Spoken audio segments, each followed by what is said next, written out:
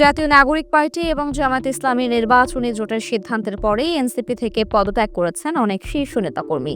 কেউ আবার সরাসরি যুক্ত হয়েছেন বিএনপির সাথে। তবে সবার মধ্যে সবচেয়ে আলোচিত হচ্ছেন ডক্টর তাসনিম জারা। যেসব নেতাকর্মীকে এনসিপির ফেস ধরা হতো তাদের মধ্যে তাসনিম জারা ছিলেন একদম শুরুর কাতারেই। জনগণের টাকা নির্বাচন করবেন এই ঘোষণা দেওয়ার অল্প কিছু সময়ের মধ্যেই তাসনিম জারাকে সবাই মিলে প্রায় অর্ধ কোটি টাকা ডোনেট করেছিলেন। এ থেকেই ধারণা করা যায় তাসনিম জারা কতটা জনপ্রিয়। অন্যদিকে এনসিপিকে ছেড়ে এসে তাসনিম জারাও পড়েছেন বিপাকে।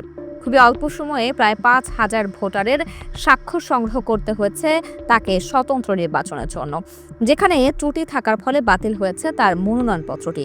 তাসনিম জারা শেষ পর্যন্ত নির্বাচনে অংশ নিতে পারবেন কিনা এখন সেই প্রশ্নও ঘুরছে রাজনৈতিক অঙ্গনে। অথচ তাসনিম জারা যদি জামাত জোটে থেকে নির্বাচন করতেন সেক্ষেত্রে তার এত ভোগান্তি হতো না। সবচেয়ে গুরুত্বপূর্ণ বিষয় হলো জামাত ইসলামী নিশ্চিতভাবেই তাসনিম জারাকে ঢাকার 9 আসনটি ছেড়ে দিত এবং সর্বাত্মকভাবে সাহায্য করে তাসনিম জারাকে এমপি পর্যন্ত বানিয়ে দিতে পারত জামাত ইসলামী। ঢাকার 9 আসনে মূলত মির্জা আব্বাস এবং তার স্ত্রী আফরোজা আব্বাসের দাপট। তবে এই আসনে বিএনপি মনোনয়ন দিয়েছে হাবিবুর রশিদ হাবিবকে।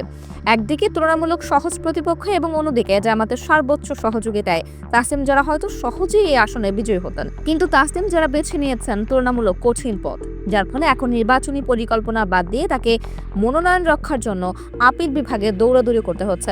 এখন দেখার বিষয় মনোনয়ন ফিরে পেলেও নিজের একক জনপ্রিয়তায় নির্বাচনে কতদূর যেতে পারেন ডক্টর তাসনিম জারা।